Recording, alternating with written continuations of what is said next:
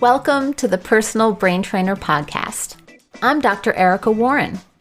And I'm Darius Nomdaron, and we're your hosts. Join us on an adventure to translate the scientific jargon and brain research into simple metaphors and stories for everyday life. We explore executive function and learning strategies that help turbocharge the mind. Come learn how to steer around the invisible barriers so that you can achieve your goals. And this podcast is ideal for parents, educators, and learners of all ages. This podcast is brought to you by GoodSensoryLearning.com, where you can find educational and occupational therapy lessons and remedial materials that bring delight to learning. Finally, you can find Dr. Warren's many courses at LearningSpecialistCourses.com. Come check out our newest course on developing executive functions and study strategies. This podcast is brought to you by Bullet Map Academy, and we have a free dyslexia screener app called Dyslexia Quiz. It's fun, engaging, and interactive app. Try it now. Just search for Dyslexia Quiz on the App Store and see how your scores differ from your friends and family. So, what's the topic for this week, Erica? I'm really excited about this particular episode. We're going to be investigating inhibitory control, but just to give you a little bit of backstory of what we were talking about last week, we were talking about executive functioning, and we were talking about how executive functioning is made up of three core issues or components is a better word: inhibitory control, working memory, and cognitive flexibility. We have talked about working memory in a prior episode, but this episode, we're going to go deeper into inhibitory control. Hopefully next week, we're going to move on to cognitive flexibility so that we can really zoom in on the three areas of executive functioning. One of the things that we're endeavoring to do here in this podcast is to not just teach you information, but through our conversation between Erica and I, is to come up with visual, imaginative frameworks, analogies, metaphors, things that kind of help you on a meta level, not just intellectually understand this, but to sort of emotionally, imaginatively connect with this information so you can actually make it part of your everyday life. Because if you can visualize it, you can make it happen. If you can picture it, you can actually make it come into reality. So that's what we're going to endeavor to do in this podcast. Is Erica and I, we're on a mission to clarify these different areas of brain training and to make it real to ourselves in metaphor. Absolutely. And just to jump into inhibitory control, as I said before, it is one of the three core executive functioning skills. And what it does is it helps us do a number of things. It helps us maintain attention. It helps us self-monitor. It helps us with task initiation. It even helps us control impulses and manage or regulate our emotions. So it's a lot. It's funny that I think there's a consensus in the research that executive functioning, to some extent, there's a consensus, is really made up of those three pieces. But when I think of inhibitory control, I like to place that under the umbrella of focus. It's just an easier word to hold on. Yeah, it's much more relatable, human. We don't often think about inhibitory control ourselves. You know, inhibitions, is it to do with inhibitions? Yeah, it's controlling your inhibitions. It's your ability to block distractions. But just to step back for a second. So under the umbrella of focus, we're going to talk about three things: inhibitory control, attention control, and self-monitoring. Okay, so we've got focus as the umbrella, and part of that's inhibitory control, my dyslexia getting in the way there a bit, attention control, and self-monitoring. Right. So they're all issues of controlling. Isn't that interesting? That we have to be consciously controlling. Okay. So let's drop into it. So inhibitory control, also known as response inhibition, again, is one of those executive functions, and it permits anybody to inhibit an impulse or a habitual behavioral response. So something that you always seem to respond a certain way. And that becomes a habit. We have a habit of doing things a certain way. So it's like respond rather than react. So often we can react automatically in a certain way, but the ability to respond to something with more control is Yes. inhibitory control or Yes. response inhibition. Well, like we might want to select a more appropriate behavior Okay. that is consistent with us being able to complete a task. Okay. So, a perfect example is doing your homework. Are you going to keep your phone on and be distracted by all of the different apps and such? Or are you going to block those distractions, inhibit them? And I love to go back. Oh, please share. I love your mute in Zoom. Tell us a little bit Yes, I about mean, mute in Zoom. basically you're muting your phone for a bit, aren't you, while Mm-hmm. you focus. Right. And so the way to focus is to mute something and zoom in on the thing you really want to concentrate on. So it's mute and zoom. We talked about that in the last episode. Another aspect of this is that analogy of the horse that we talked about started in the last episode, where it's kind of like your emotions or your reactions are like a wild animal sometimes, or a little puppy or a dog. Or I remember thinking when I was learning about this was my dog was a puppy. It's got its own responses, reactions, but I had to train it to respond in certain ways to the doorbell ringing or going out the door or walking out the door. And it had to learn that I was actually the pack leader. And it's like this, if your brain is like a dog, is like this puppy going all over the place and wanting to do all this and pooing in the wrong places and creating a mess. And it's absolutely adorable, but there's a certain point that it actually has to respond appropriately, not just react to everything. Otherwise, it becomes antisocial. And it's similar to what we're talking about here, isn't it? Absolutely. In fact, just this week, I was using both of those metaphors with one of my students, that learning to manage your mind, which is basically what we're talking about here. Inhibitory control is learning to manage your mind. And I was using the metaphor of a wild horse, but I moved over to puppy. Oh, And I really? just said, Great. imagine that your mind is a puppy. You just have to train your puppy. Yeah. And that always makes kids smile. Yes. To think of your mind like a puppy, it says so much in such a simple metaphor. It does. So I think inhibitory control is that muting. And we haven't talked about it on the podcast, but I love your way of describing the inhibitory control or muting with a horse. Tell us about that. Well, okay, another way of thinking about your mind is your subconscious mind is like a wild horse, and your conscious mind is like the rider sitting on the horse.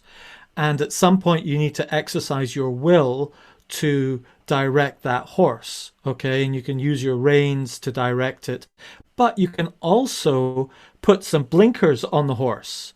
And in the old days and even nowadays, if you're riding a horse on a road, sometimes it's helpful for the horse to have what we call blinkers in the UK. And blinkers are these little things that you put down the side of the horse's eyes so they don't see in the corner of their eye. They don't see cars going by them all of a sudden. They don't see other horses or creatures or whatever. They're just looking forwards.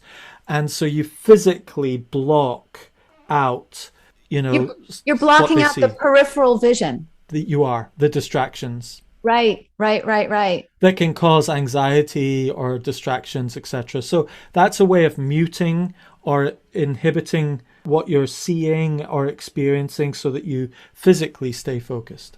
And I've even read about situations where when kids have really difficult problems focusing, where they can actually create almost like that very thing for the kid on their desk, where they put almost like a big cardboard area Screen, around them. a screen around them. That's a good Yes. word. to use, a screen around them to block the distractions in front and on the side so that they can just get into their homework. So yeah, I Yeah. guess that would be almost like a student blinker. Is that That's what? right. And you can also take another adult analogy of that is, for example, I was doing a workplace needs assessment training for dyslexia at work. And often one way to deal with distractions is to change the orientation of your desk. So you're actually looking into the corner of the room and you've got like two walls who are blinkering you and sort of physically focusing you into that corner, which is your monitor or whiteboard or desk. And you have to consciously turn around and look at someone and say hello rather than catching people's eyes as they're going by and say, oh, hi, or whatever. So you're physically doing this as well. So you can control and inhibit information coming in physically and also mentally.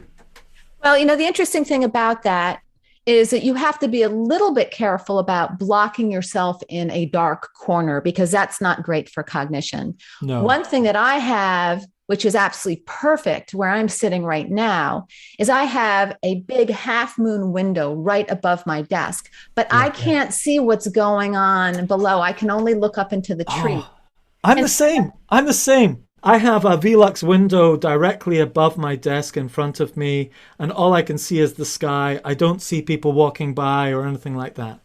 oh, of course we both have that. I guess that was subconscious, but having that light, that natural light keeps you activated, keeps you awake. And then also the other thing that I'd love to point out is keeping your whatever technology you're using either at or slightly above eye level so that you're keeping your eyes open. If you're looking down at your technology, it's telling your brain to shut down, that it's time to go to sleep. Did you pick that up on that guy's podcast where he I was talking? did. You did. What's his Yeah. name again? Huberman Lab podcast. I'm a Awesome. big fan of his. Check that out. I mean, in many ways, what we're doing is taking a lot of those kind of concepts that are very intellectual and so on and creating metaphors and examples and making it very practical. Excellent. Yeah. So, you know what? Let's zoom in. Let's focus on Yes. attention control, which was the Okay. next piece. So, we're done with inhibitory control in a sense, but they're all really part of the big picture.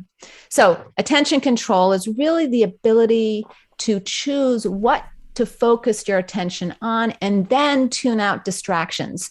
This is where the zoom comes in. And attention control has 4 components: goal-directed persistence, sustaining attention, shifting attention, and task initiation. So let's look at each one of those. Oh my goodness. Hold on. Slow down again. Goal-directed persistence, sustaining attention, shifting attention, task initiation. Can I just suggest another metaphor for this, which is Please. zooming in with an actual camera? Yeah. If we had a camera with one of these telephoto zooms, how much of this could be related to that thing that we understand, which is zooming in with a camera? Let's look at each one of these individually and see if we can apply it to that metaphor. Okay, great. So with goal-directed persistence, it has to do with the capacity to have a goal, follow through to the completion of that goal, and not to be put off by distractions or other competing interests. Okay, so that would be kind of like if we were zooming in, we would have a landscape in front of us and we would say, there's this incredible bird flying over the water, diving over there right now. There's this gannet, and you zoom straight into the gannet and you're saying, I want to get a great photo of that gannet splashing into the water. Perfect. Now let's look at sustaining attention, which has to do with the ability to focus on an activity or stimulus over a long period of time. So it's about time. It's about keeping the camera on the gannet. Yeah. And not letting everything else get in the way, staying focused on that. So it's more than just a picture. It's really a video of the gannet. Sometimes with photographers, what they're doing is they zoom in. So you could zoom in on a gannet flying up, but it takes a time for them to fly round and round and round, decide when they're going to dive, and then dive. So you got to kind of zoom out a little bit just so you can see all of that. And then you start seeing the bird diving, and then you're like, right, I'm going to get the shot now. So you have to kind of wait. It's like a natural wildlife photographer. It's not always there. There's that patient waiting to sustain their attention for That's the right. shot. So that you can sustain attention so that you can complete the shot. Yes. That's right. Get the goal. Okay. Right. Then we've got shifting attention, which is task switching or set shifting. And it involves the ability to unconsciously shift attention between one task and another. Oh. Isn't that interesting? Okay, so in part of being able to get this whole video or picture of this gannet that we're using as a metaphor, there are a lot of controls that you have to use on the camera to do that. You have to turn the telephoto lens to zoom in. You have to hit the shutter. So it's all that unconscious stuff that we do to take that picture or take that video. Okay, so attention control. What I'm hearing here is attention control. Part of maintaining attention control is to have a goal, is to sustain your attention, but also to shift your attention. So you're still got the scene of the cloud of birds swirling and then the water underneath it, and you might still maintain your attention on it, but shift to the top a little bit, shift to the water a little bit, adjust the camera a little bit. So you're still paying attention, but you're using shifts of attention to maintain your attention. Well, but they're unconscious. Oh, they're unconscious. So it's unconsciously shifting to maintain your focus. Oh, I see. So it's kind of like when you're looking at something, you're not always looking at one particular thing all the time. You're kind of moving around a little bit. And if you watch your eyes, it's sort of following a pattern, but it's still within the frame, as it were. Right. And we're not conscious about our eyes shifting. It's kind of an unconscious pattern. It's fascinating, isn't it? Last one is task initiation, which is the ability to begin working on a task without external prompts. And it actually takes place in a slightly different part of the brain, the medial prefrontal cortex. But it's all about being able to get started. How would we bring that into our metaphor of taking the photograph? Okay, so if we take these elements, so the task initiation is really one of the first things. It's like you're walking along and you say, I want to take a photo. And you go, right, let's take a photo. I'm going to lift up the camera. I'm going to choose a scene. I'm going to have a goal of capturing it. And then I'm going to wait. And my brain is going to help me by shifting my attention around within that frame until I find a shot. And then I click and I take the shot and I've got it. So that's how I would maybe put it into the analogy. Would that work? Yeah, I think that works perfectly. And if I were to present this again, I'd probably put that first. That would make the most sense. Okay. What else we got then? We've talked about attention control. Well, are you going to keep going on to self-monitoring, or are we going to talk about what we can do to help with our attention control? Well, let's go ahead and finish the big picture of what we're doing with self-monitoring, and then we'll go back and talk about attention at large. Okay. So I think the last piece is self-monitoring. And self-monitoring, and again, to go back to zoom out to the big picture, again, we had inhibitory control, attention control, and the third piece is self-monitoring. That's your ability to understand your actions or behaviors and adjust them to make changes for the future. So it's your ability to monitor your own actions and behaviors. So under that idea, we have emotional control or regulation, and that's the ability to manage or direct one's emotions. Pretty interesting, right? And if we think about emotional control, I like to break that into two pieces. There is self-awareness and metacognition. And maybe I shouldn't say two pieces, because under self-awareness and metacognition, which why don't I just go a little deeper into what that is? Self-awareness and metacognition are really the same thing. It's the awareness of your own cognition, the awareness of your own thought processes, and understanding the patterns behind them. So the ability to think about your thinking. The ability to think about your thinking. And I had next to this, but maybe it's part of this, Jill Bolte Taylor, who's a neuroscientist, and you may have seen her on one of the TED Talks. She's got one of the most popular TED Talks. And she talks about the 90-second rule. And the 90-second rule, I'm going to quote her here. When a person has a reaction to something in their environment, there's a 90-second chemical process that happens in the body. After that, any remaining emotional response is just the person choosing to stay in an emotional loop.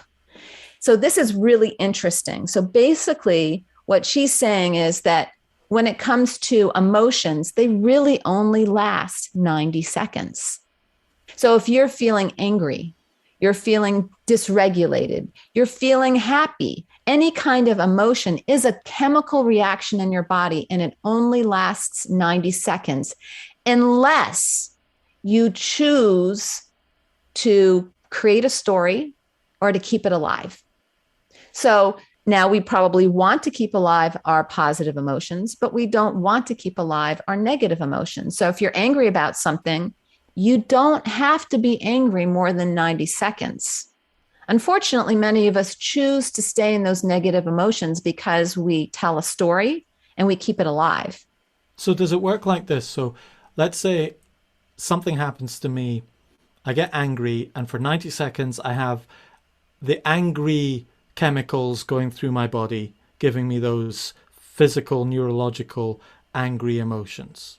Mm-hmm. And then I choose to maintain that by focusing in on it or something, or thinking about that thought again. Does it trigger another 90 seconds of those chemical reactions? You can keep it alive as long as you want to, but So it's you very, keep that plate spinning. So another 90 seconds, another 90 seconds. So it's same chemicals being released all the time.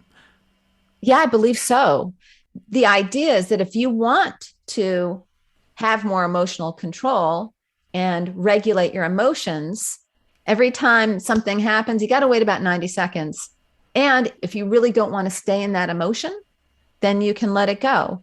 Unfortunately, people, if they're angry, they're holding on to their anger because they might want to be punishing someone around them, or they don't want to forget, or they don't want to repeat something negative that happened. But however, when we're in the emotion, we're not able to really regulate it. Okay, so we give ourselves 90 seconds grace, as it were, to say, look, I'm going to be experiencing this for 90 seconds. Let's just let this wave pass, and then we'll step off. Right, right. But if you continue to think about it, you're staying right in the emotion. And the thing is that you can't really regulate or even work through emotional reactions until you step out of it. And anyway, we kind of become not just dysregulated, but we get stuck in our amygdala, that reptilian part of the brain, where we're in a state of fight, flight, or freeze. We're in reaction.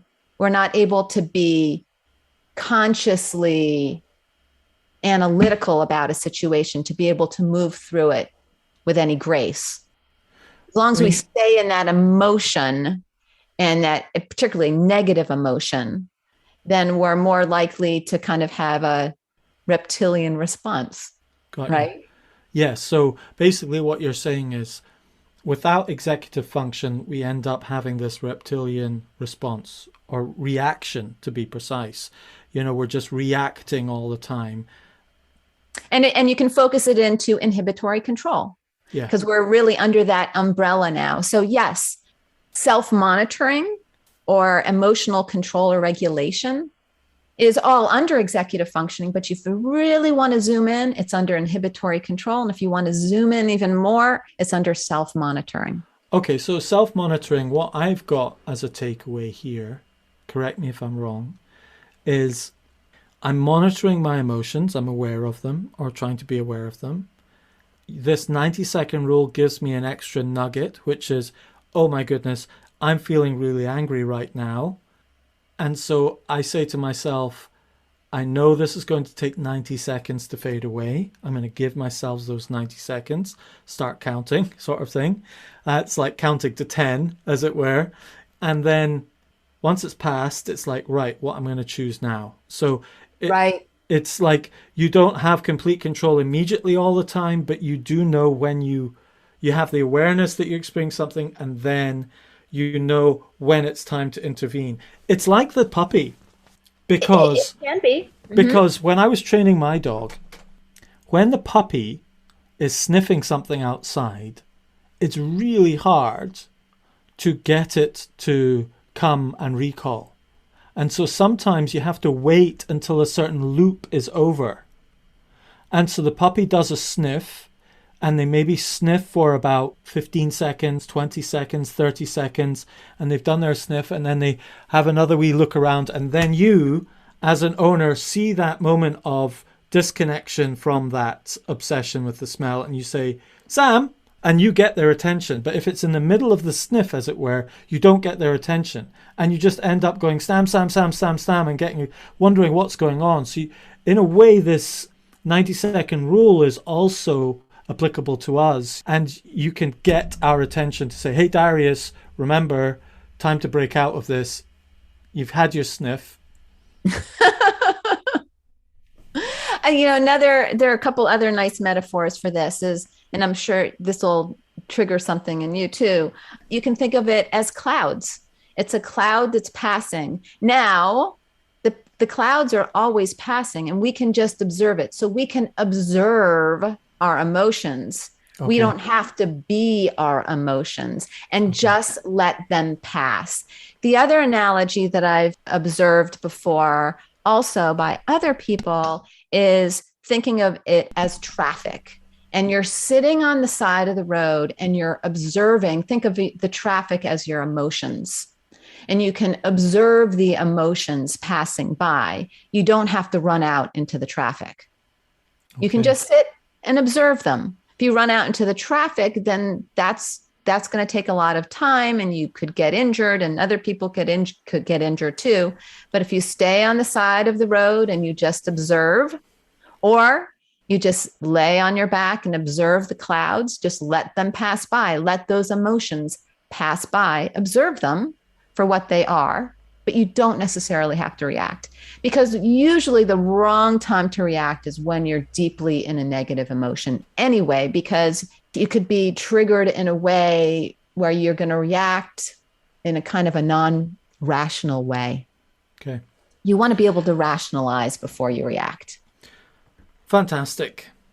Thank you for giving us the overview. Can you sum all of this up very quickly for us? Just wrap it into one and then move on to talking about ADHD and how it relates to the ADD?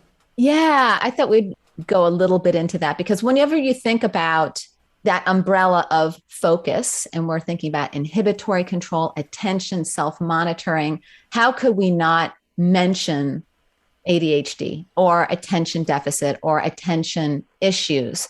And I saw, I can't even remember who I saw it with. It's such a long time ago. But when I first got in the field, probably around 2000, I went to a talk on ADHD. And the person that was speaking talked about how it's not really attention deficit. That's a misnomer. It should be called attention surplus disorder, because what it is it's not that they have too little attention. It's that they have too much attention. And I thought that was such an amazing realization, and that really stuck with me. And it really gave me a much better understanding of what ADHD is. And of course, I could go into the whole thing about it used to be ADD, now it's ADHD. And ultimately what the H represents is hyperactivity. So it means someone that has a hard time paying attention to things that they don't want to pay attention to, or that they're not interested in, but they also have hyperactivity. And of course, they have ADHD without the hyperactivity. So there are those people that have the inattention, but you can't see it. They might be giving you every indication that they're paying attention. They're nodding their head. So you've got all the nonverbal. So you think they're focusing, but their mind is elsewhere. But as you can see, obviously, this whole umbrella of focus is a big issue for those that have attention deficit disorder. But it's also important to note that they also tend, not all, but most of them also have issues with working memory, which makes sense if we think about it. Working memory is your ability to hold on to information and mentally manipulate it. Well, if you can't focus, it's going to be hard for you to hold on to that information, let alone mentally manipulate it. So many of them do struggle with memory, largely because they're unable to maintain their focus. So, but the interesting thing that is also worth mentioning is that a lot of parents will say, well, why is it that my son or daughter that has ADHD can hyper focus? And actually, that is true. And many individuals with attention deficit disorder also have the incredible ability to hyper-focus on what they love. And let me tell you why. The reason why they can is whenever they're doing something they love, they get a dopamine burst. And dopamine is what gives us a heightened sense of focus. So the way that kids with attention deficit disorder can focus is when they're doing the stuff that they love, that's when they get a dopamine burst. So dopamine kind of becomes that conductor and it allows them to focus. And it really changes how they perceive the world. And it turns on parts of the brain that creates a funneled or allows a funnel sensation or allows them to direct their attention. It's really fascinating. So many of these drugs that the kids are taking, they are stimulants, but they're also known to trigger dopamine bursts. And that's why it helps the kids so much with focusing, is because it helps with the dopamine levels, as well as it helps the brain to, by exciting the brain, it allows it to create the inhibitors that were inhibited. And now they're able to focus. But it's really interesting, isn't it? It is. And you know what it makes me think of is a little technique that I use when I take notes and I teach kids to take notes with mind mapping. I get them to doodle quite a lot. And sometimes when you're doing a subject that's really boring, like biology or something like that, I say to them, okay, so we're talking about, let's take photosynthesis, for example. And they're not really that interested in it. They're interested in cars and something else, trains or whatever. Then I would say to them, what picture could we use out of something that you're really interested in as a little kind of reminder of what this is like? And they go, oh, right, well, photosynthesis, it's kind of like little cars going up the stem. That could be the sap. And, you know, they're picking up this and they're doing that. And the sun is like petrol or diesel or electric, or this is a Tesla car or whatever. And so would this be correct? Every time Yes. they're seeing something that they're really interested in, like the car, which has got nothing to do with the biology, but it's stimulating this dopamine that is associating it with the subject. The next time the teacher or the parent says, well, what were you learning about today? They're seeing cars.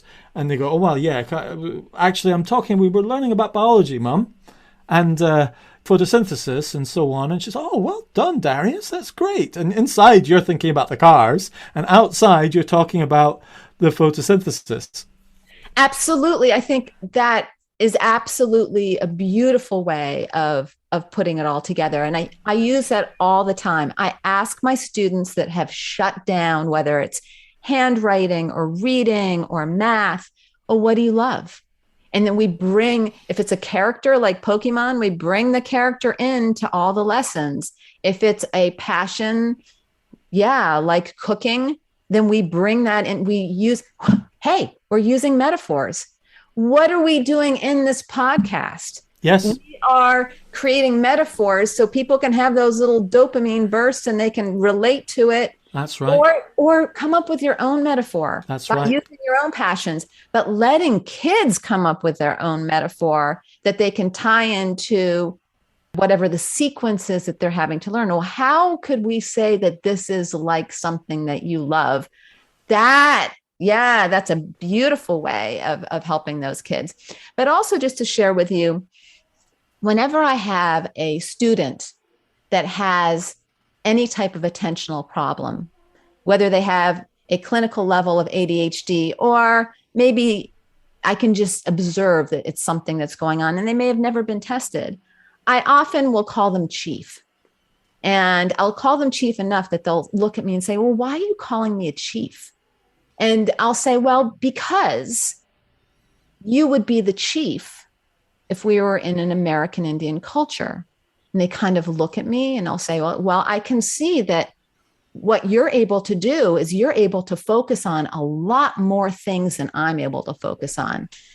Really, they have that attention surplus. Like you, if I were to leave you in my office and then come in and take you out of the office and ask you about my office, you'd probably be able to tell me a lot more than a student that could focus because you were observing everything. Well, in an American Indian culture, it was very important to have attention surplus because if you were too focused on grinding the corn, you might not hear the buffalo right on the other side of the hill.